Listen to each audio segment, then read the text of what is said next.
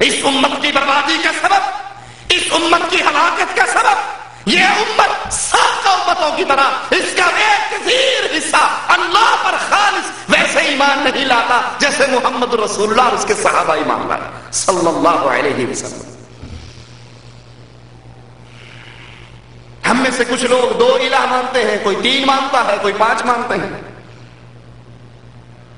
آپ نے سنا ہوگا کہتے ہیں لی خمسہ اطفی بہا حر الوبا مصطفیٰ مرتضیٰ وابنیہما والفاطمہ۔ ہمارے مشکل کشا پنجتن پاک، انڈیا پاکستان کی بسوں میں لکھا تھا پنجتن پاک کا صدقہ۔ پنجتن پاک ہمارے الہ محمد صلی اللہ علیہ وسلم، علی رضی اللہ عنہ، حسن حسین، فاطمہ رضوان اللہ علیہ اجمعین، یہ 5 مل کر ہماری مشکلوں کو ٹالتے ہیں۔ تو ہم نے کتنے مانے؟ ایک کہتا ہے چاچڑ وانگ مدینہ کسے کوٹ مٹھڑ بیت اللہ، ظاہر دے وچ پیر فریدن، باطن دے وچ اللہ۔ کہ چاچڑ وانگ میرے پیر کا شہر مدینہ جیسا، کوٹ مٹھڑ بیت اللہ میرے پیر کا شہر کوٹ مٹھڑ بیت اللہ جیسا، ظاہر دے وچ پیر فریدن، باطن دے وچ اللہ۔ بظاہر جاؤ گے بابا غلام فرید بیٹھا ہوگا، حقیقت میں وہ اللہ ہوگا۔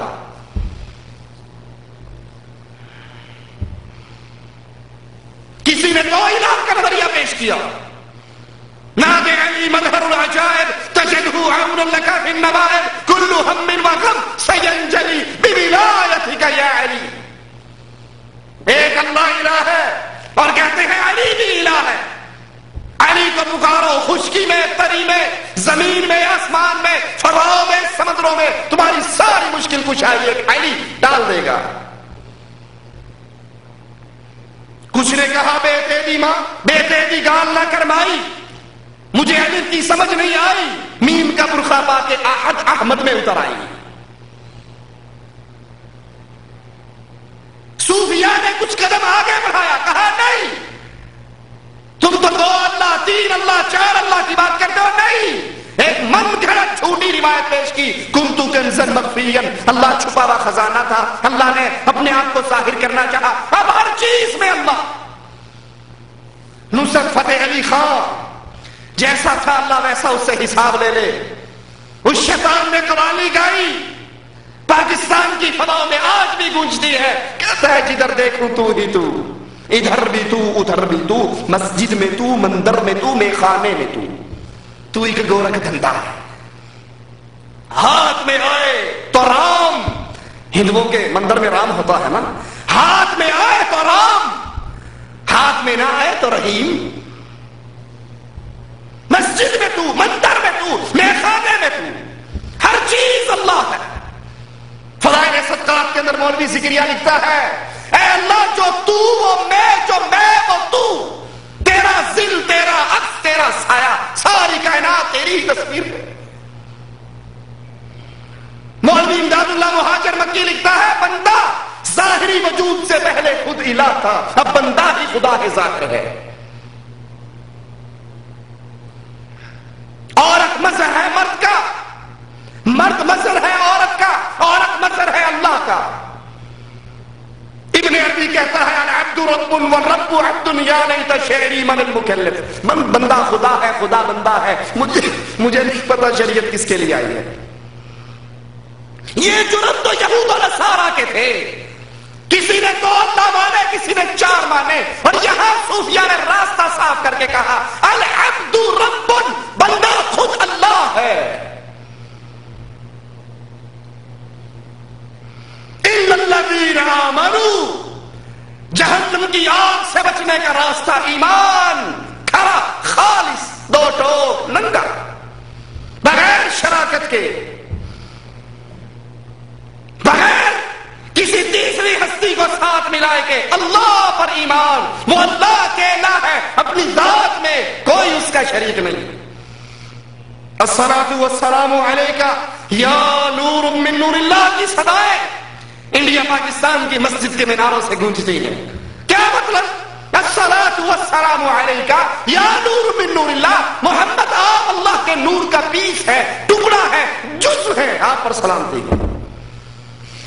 عیسائیوں کا جرم کیا ہے؟ ان کا ایمان کیوں برباد ہوا؟ وہ اللہ کو ایک نہیں مانتے تھے۔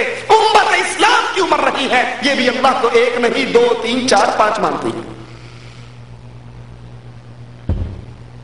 تکاد السماوات يتفطرن منه وتنشق الارض وتخر الجبال هدا ان دعوا للرحمن ولدا۔ قریب ہے آسمان پھٹ جائے، زمین پھٹ جائے، پہاڑ ریزہ ریزہ ہو جائے، ظالموں نے رب کا بیٹا بنا دیا۔ محمد یار گڑھی دیوان محمدی کتاب لاہور سے شائع ہوئی، مکتبہ ہمدرد سے، اس میں لکھتے ہیں گر مولوی محمد نے محمد صلی اللہ علیہ وسلم کو خدا مان لیا پھر تو مسلمان ہے، دغا باز نہیں۔ اگر محمد کو خدا مانتا ہے تو مسلمان ہے، خدا نہیں مانتا، خدا سے جدا مانتا ہے تو دغا باز ہے۔ ایک شیعہ ذاکر اپنی مجلس میں کہتا ہے توبہ توبہ توبہ، علی نو خدا اکھنے ہاں، نہ خدا سے جدا اکھنے ہاں۔ علی نہ خدا ہے نہ خدا سے جدا ہے۔ ہم نے کتنے الہ بنا رکھے ہیں۔ تذکرہ غوثیہ کے اندر غوث علی شاہ کلندر لکھتا ہے ایک جھوٹی روایت کہ رسول اللہ صلی اللہ علیہ وسلم نے پوچھا علی سے، جبرائیل سے وحی کہاں سے لاتے ہیں؟ کہا عرش کے نیچے سدرۃ المنتہا پہ ٹھہر جاتا ہوں، وہی آتی ہے لے کر آپ تک آ جاتا ہوں۔ کہا کبھی دیکھا وہی دینے والا کون ہے؟ کہا نہیں دیکھا۔ کہا اب ذرا جاؤ تو دیکھنا۔ جبرائیل عرش پہ پہنچے، پردے ہٹا کر دیکھا تو خود محمد بیٹھے ہوئے تھے۔ منتظر عباس نقوی کی کتاب راولپنڈی سے شائع ہوئی حفاظت قرآن، اس میں لکھتا ہے جب معراج پر اللہ کے نبی گئے، ان کے باطنی عقیدے کے مطابق عرش پہ پہنچے تو وہاں ایک پردہ لٹکا ہوا تھا۔ اللہ کے نبی نے کہا اللہ یہ پردہ کیسا ہے؟ تو اللہ نے پردہ ہٹایا، پیچھے علی بیٹھے ہوئے تھے۔ کہا اسی کی ولایت بتانے کے لیے تو تجھے یہاں بلایا ہے۔ ہمارے الہ کتنے ہیں؟ الا الذین آمنوا، جب تک ایک اللہ پر کھڑا ایمان نہ ہو کہ اللہ کی ذات میں نہ محمد نور من نور اللہ ہے، نہ کوئی اور شریک ہے، نہ اللہ کا کوئی دوسرا رخ ہے، نہیں، اللہ اکیلا ہے، تنہا ہے، یکتا ہے، اس کے وجود میں کوئی شراکت نہیں رکھتا، نہ بیٹا ہے، نہ باپ ہے، نہ بیوی ہے، نہ بچے ہیں، نہ نور میں کوئی ساجی ہے۔ پھر اللہ کی عبادت میں اس اللہ کو یکتا مانیے، مگر نہ اللہ کی عبادت کفار مکہ بھی کیا کرتے تھے۔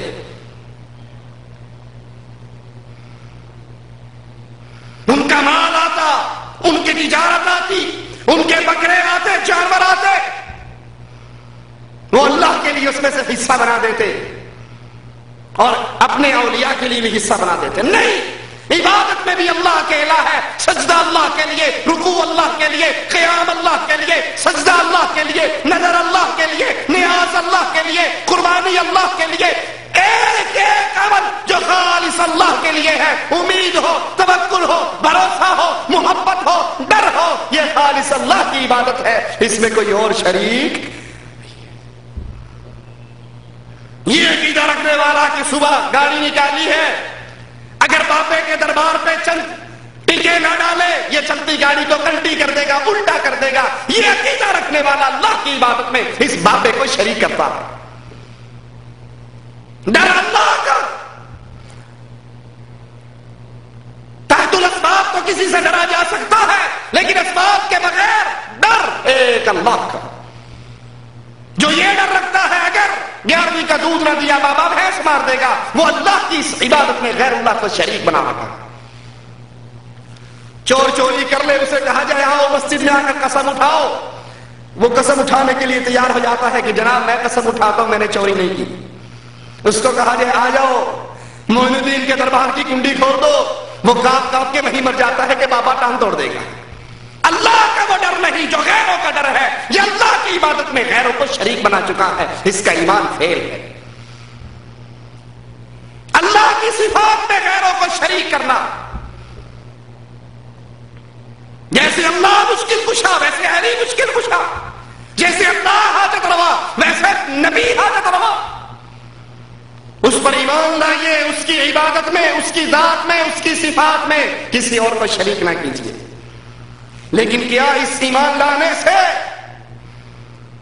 جہنم کی آگ سے چھٹکارا ہو جائے گا، نجات مل جائے گی؟ نہیں، یہ نجات کی سیڑھی کا پہلا سٹیپ ہے کہ آپ کی توحید کھری ہو۔